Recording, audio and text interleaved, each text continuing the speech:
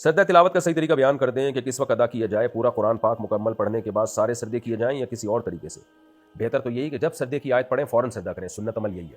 لیکن اگر کسی نے نہیں کیا ایسے، جیسے حافظوں کو حرج ہوتا ہے وہ یاد کر رہے ہوتے ہیں، تو آخر میں سارے سجدے کر لیں تو بھی ٹھیک ہے. اگر ایک لڑکا اور لڑکی نکاح کے بغیر تعلق میں ہوں اور انہیں اس بات کا احساس ہو جائے کہ یہ گناہ ہے اور وہ غلط تعلقات ختم کر کے نکاح کا ارادہ کریں تو کیا یہ ان کے لیے صحیح ہے؟ جی ہاں صحیح ہے. پہلے غلط کر رہے تھے تو وہ غلط تھا، تو اب اگر نکاح کریں گے تو وہ صحیح ہو جائے گا. لیکن جو غلط کیا اس پہ وہ کبیرہ تھا، اس پہ اللہ سے توبہ استغفار کریں. بعد میں نکاح کا ارادہ بھی ہونا تو بھی اس لڑکی سے فزیکل ریلیشن قائم کرنا حرام اور گناہ کبیرہ ہے.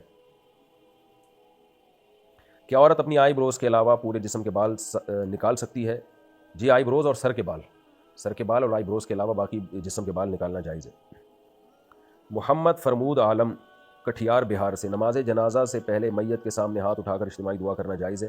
نہیں، کیونکہ شریعت نے ہمیں دعا کا طریقہ بتایا ہے. وہ کیا ہے کہ نماز جنازہ ہی دعا ہے. اور پھر اگر مزید دعا مانگنی ہے تو دفنانے کے بعد قبر پہ آپ دعا مانگ سکتے ہیں، وہ بھی اجتماعی ثابت نہیں ہے، انفرادی طور پہ دعا مانگی جائے. کیا جمعرات کو مغرب کے بعد سورہ کہف پڑھ سکتے ہیں؟ جی پڑھ سکتے ہیں. سورہ کہف کے بارے میں جو روایات ہیں وہ جمعے کے دن بھی ہیں، جمعے کی رات کو بھی آتا ہے، تو کوئی کسی بھی ٹائم پہ آپ پڑھ لیں تو انشاءاللہ فضیلت حاصل ہو جائے گی. نماز یا کسی اور عبادت کے بعد یہ کہنا کہ اس کا ثواب حضور صلی اللہ علیہ وسلم کے صدقے، کیا ایسا کہنا صحیح ہے؟ اسلاف سے یہ الفاظ ثابت نہیں ہے، اس لیے الفاظ سے اجتناب کرنا چاہیے. لوگوں نے اپنے آپ کو بڑی ٹینشن میں ڈالا ہوتا ہے. کوئی بھی نیک عمل کرتے ہیں تو میں ایک جگہ ہوتا تھا تو وہ دعا مانگتے تھے، کوئی بھی کام کرتے دعا، اتنی لمبی دعا، اس کا ثواب آدم علیہ السلام کو پہنچے، نوح علیہ السلام کو پہنچے، ابراہیم علیہ السلام کو پہنچے، ہوتے ہوتے پھر نبی صلی اللہ علیہ وسلم سے ہوتے تمام صحابہ. بھائی کیوں اپنے آپ کو ٹینشن میں ڈالا ہوا ہے یار؟ نیک عمل کرو، اللہ سے قبولیت کی دعا مانگو، بس کافی ہے اتنا. ذیشان صاحب کشمیر سے، کیا نبی صلی اللہ علیہ وسلم سے مانگنا جائز ہے؟ کیا نشہ کرنے والے کے پیچھے نماز ہوگی؟ جو سنت کے طریقے پر بال رکھے تو کیا ان کو باندھ کر رکھ سکتے ہیں؟ نبی سے مانگنا حرام ہے، ناجائز ہے بھائی. نبی دنیا سے چلے گئے ہیں، اب آپ سے مانگنا یہ ما فوق الاسباب مانگنا کہلائے گا.